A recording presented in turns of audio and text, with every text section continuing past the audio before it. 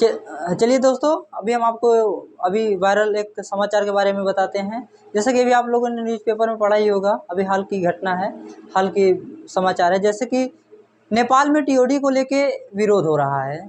TOD सबसे पहले हम आपको बता देना चाहते हैं, टीओडी भारत सरकार द्वारा सेना के रिक्रूटमेंट करने की एक प्रक्रिया है। इस भारत की जो सेना होती थी उसमें भर्ती की प्रक्रियाओं को बदला गया है। अब टीओडी के तहत सैनिकों को 4 साल सेवा देनी होगी, उसके बाद रिटायरमेंट। और उन्हीं 4 साल के बीच में 1/4 सैनिकों को अस्थायी तौर पे रखा जाएगा। तो इसी मुद्दे को लेकर नेपाल में टीओडी का विरोध हो रहा है। तो चलिए समझते हैं कि भारत में टीओडी की आर्मी की भर्ती प्रक्रिया हो रही है, तो नेपाल में क्यों इसका विरोध हो रहा है। तो सबसे पहले ये जान लेते हैं कि हमारे देश की सेना में सिर्फ भारत की सेना ही नहीं है, उसमें नेपाल के सैनिक भी आते हैं, जिन्हें हम गोरखा के नाम से भी जानते हैं। तो चलिए कुछ बैकग्राउंड हम गोरखा के बारे में जानते हैं। गोरखा जो राज्य, इसकी जो स्थापना होती है पृथ्वीनारायण शाह द्वारा 1765 ईस्वी में होती है। और जो उस समय का जो गोरखा हुआ करता था, उसमें सिक्किम, कुमायूं, गढ़वाल, ये सब भारतीय राज्य के क्षेत्र भी शामिल हुआ करते थे। क्योंकि उस समय पृथ्वीनारायण शाह की जो विस्तारवादी नीति थी, उसके तहत वो अपने राज्य का विस्तार करना चाहते थे। और इसी वजह से उनका संघर्ष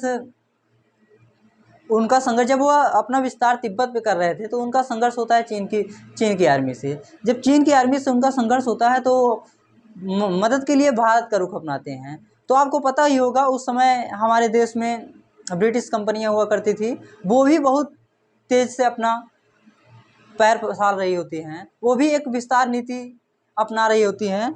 तो इसी के तहत दोनों में भी कला होते हैं।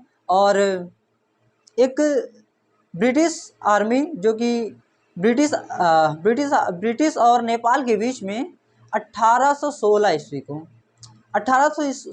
को एक सुगौली की संधि होती है। तो पहले तो ये जान लीजिए, जो सुगौली जो है आपके चंपारण जिले में पड़ता था।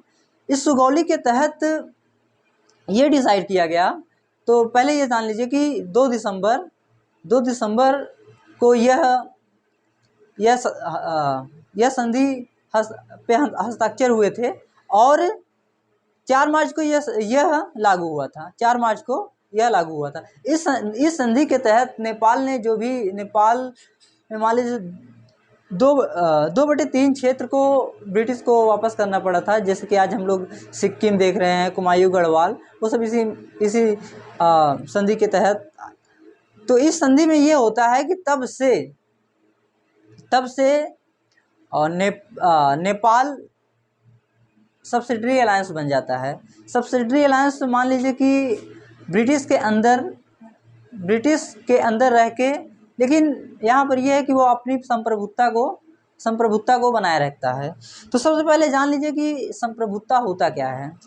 संप्रभुता मतलब, जैसे मान लीजिए कि अगर डिटेल में बताएंगे तो वीडियो थोड़ा बड़ा हो सकता है, शॉर्ट में बताते हैं। संप्रभुता मतलब ये होता है, कोई एक ऐसा स्टेट जिसपे किसी बाहरी स्टेट का दबाव ना हो, वह अपना निर्णय अपने देश के भीतर या अंतर्राष्ट्रीय स्तर पे भी अपना निर्णय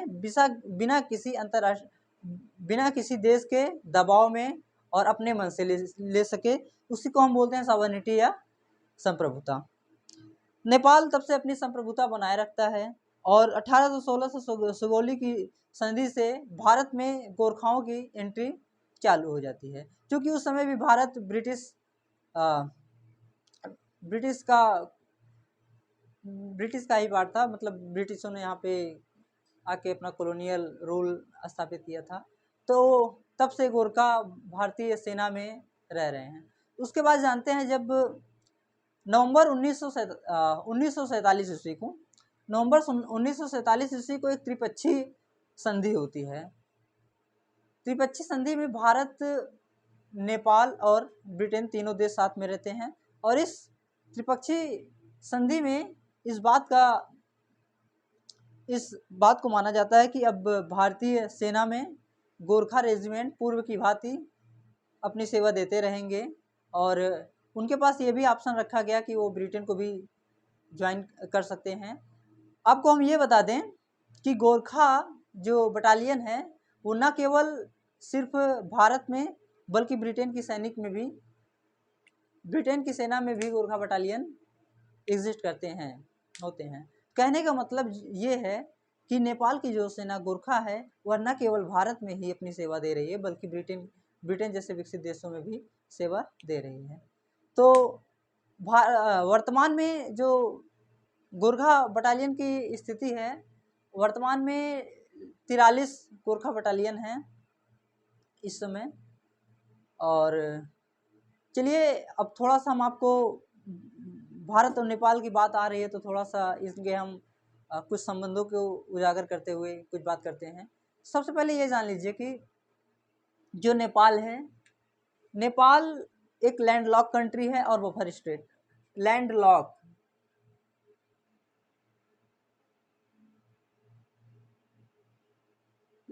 कंट्री एंड बफर स्टेट।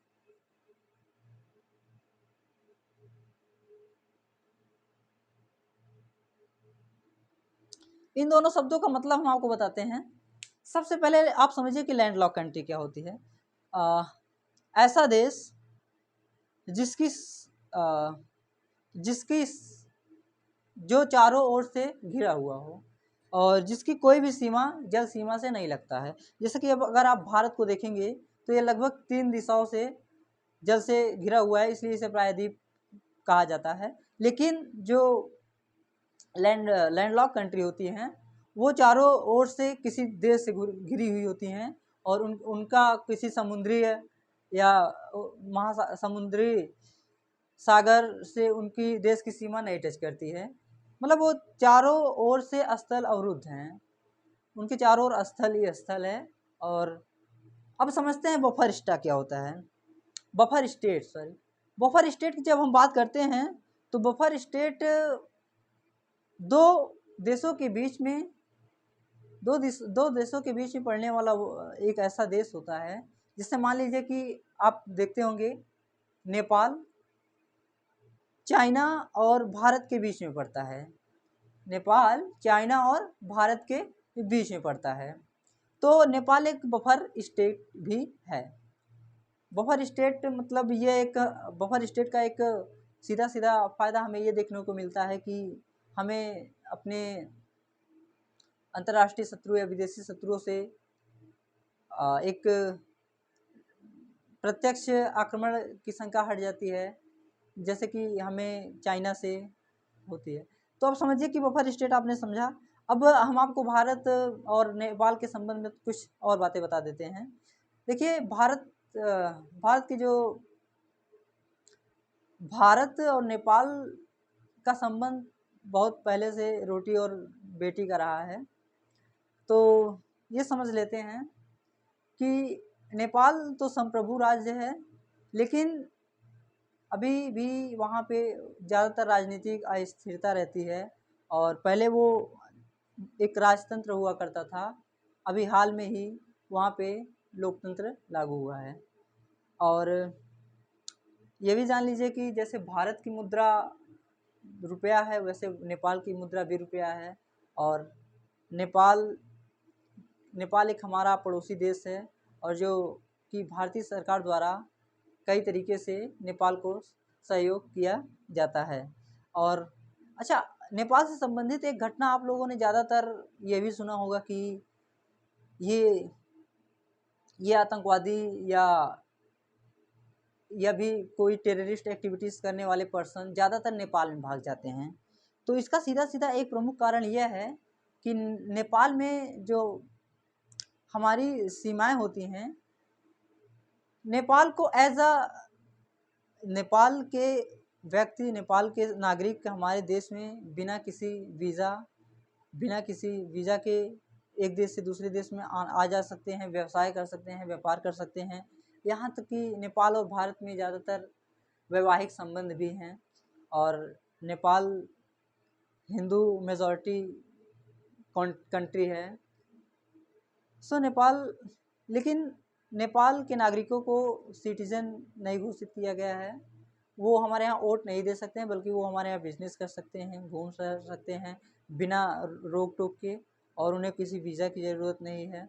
और सर्वप्रथम बस वो वोट नहीं दे सकते हैं, और गोरखा बटालियन में सेना के रूप में भर्ती होते ही हैं, जिसके लेके हमें ये मुद्दा शुरुआत किए थे।